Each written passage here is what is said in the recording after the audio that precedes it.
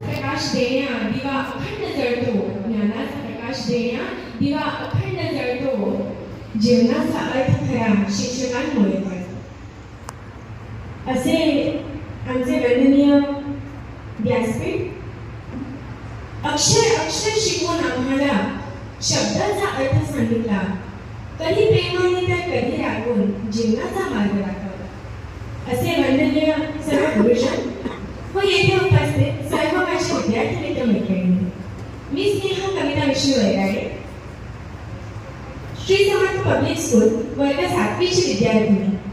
आज आपल्या सर्वांसमोर भारत माता साहिब संपन्न मी कुठे सुरक्षित आहे या विषयावर काही विचार व्यक्त करण्याकरिता उपस्थित आहे.